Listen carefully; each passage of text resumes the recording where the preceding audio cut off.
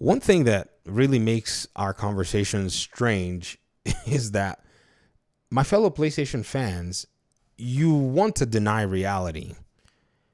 Sometimes you take an argument and you frame it in a way that leaves out another perspective that is also valid. You see, these things are multidimensional. One of my audience members said, why are you acting like MLB The Show is on Xbox because PlayStation is desperate for money? Why are you not seeing that it's just a technical situation? And just like Marathon, it's technically published by Bungie. It's not published by Sony because Sony is reluctant to publish these games on Xbox themselves. I actually point this out, ladies and gentlemen, because PlayStation is very good at optics and semantics. They're very good at perception. Let me tell you something. As much as they have MLB themselves publishing the game on Xbox, or Bungie, who's poised to publish Marathon on Xbox, the expenses for both development of both games, the profits and the losses will all show up on PlayStation's books.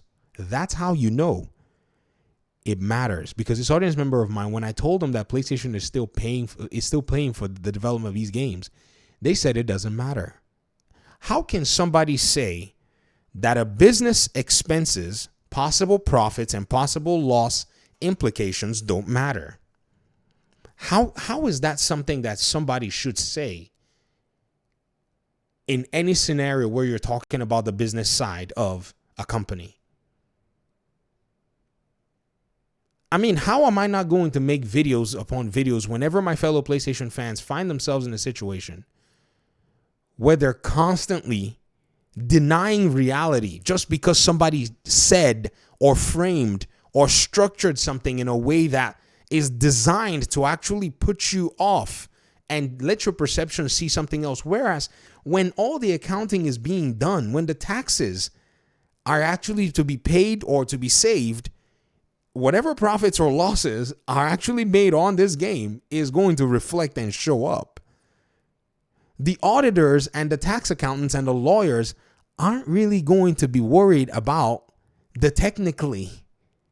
Who spent the money? Who spent the resources? Who spent the labor? Who spent the expertise in developing MLB The Show? How much did it cost them? What were the profits or what were the losses incurred? This is why I like numbers. You see, numbers allow for all of these arguments to just become, to be unveiled for exactly what it is that they are. What's even crazy is money is flowing from Xbox into MLB The Show, because this audience member of mine said, you're saying it like, PlayStation is desperate for money. I never said that. What I said is that there's a financial benefit here for PlayStation. When you buy MLB The Show on Xbox, or when somebody buys it on Xbox, do you know what doesn't happen? What doesn't happen is PlayStation doesn't smack your hand and says, get out of here, you Xbox peasant. We're not going to take your 70%. Yuck. They don't say that. They say, thank you for buying MLB The Show. Click here to download the game, or whatever the heck it is they want to say at the end of the day. That's usually how the transaction goes. I mean, I bought MLB The Show today, 2024, and I was given, it was a big old thank you waiting for me at the end of it. So for you to say it doesn't matter is just quite strange to me.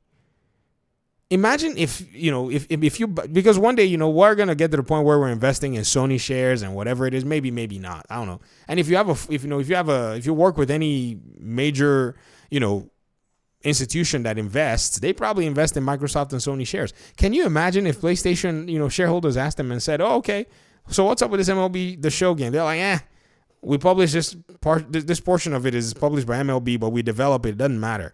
Can you imagine how they'll fire the person who says that on the spot right there? We can't deny reality. Marathon coming from Bungie, being published by whoever, Bungie or PlayStation or whomever it is on Xbox. It doesn't matter. It's just perception.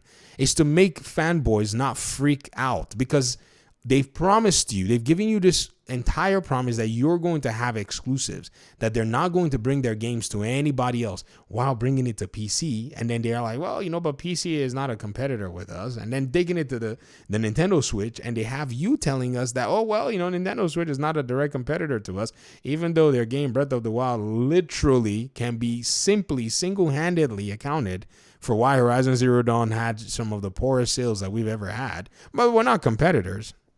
Look at the way this thing is getting played out. It's just so funny to watch sometimes, but sometimes it's also a little concerning that gamers, as intelligent as we are, we just let this stuff just, run past our heads. Like we don't really know how, financial matters actually work. And so I can't see a place where these videos are not necessary. Call them gibberish, like, this audience member did. They said, oh, the only thing I can agree is that Square Enix, has parted ways with PlayStation and blah, blah, blah, blah. Exclusivity is a dying concept. MLB saw it and they were like, why are we giving these guys a license? And they're just basically holding on to this game. They've held on to this game for years to advance their own platform.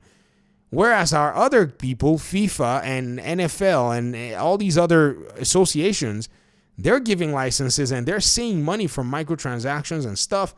The games are selling millions of copies. What are we to do with that? And they were like, man, we want more money.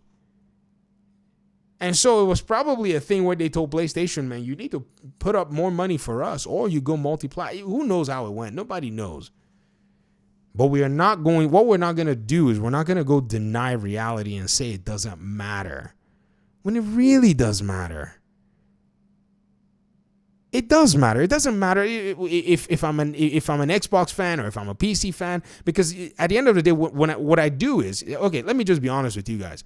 What I do is I wear down your argument with very, very strong questions, okay? And those questions are designed to lead you to a conclusion that you're, for the most part, putting or shifting standards back and forth. So what I want you to do is I want you to move those standards and get tired, because you will get tired because there's nowhere to go, because the obvious is right in front of you. That's why you're dancing around it, saying things like it doesn't matter technically. And once I see that, I look at it, I'm just going to keep asking you a question. And then once you're tired, it usually kind of like unveils everything. And then you start throwing blame, saying you PC and Xbox people, all you do is da. Like another person, I was asking them questions, and then it just wore them down. Because your arguments cannot withstand good scrutiny. I don't have to do anything. You have to let reality just do the work, and I just have to present reality against your argument. Your argument flails almost every single time. And so I think this is a very important conversation that we should keep having. As I keep seeing these comments, I'm just going to keep making videos on them because it's very interesting how much this drug has run so deep into the gaming world and has been perpetuated by, podcasters who just came out or I guess talking heads who are just unwavering fanboys to a fault. They can't even see like right underneath their nose when they're actually getting, played or used. Wow, it's interesting. Thanks for watching though. Talk to me in the comment section. Peace out.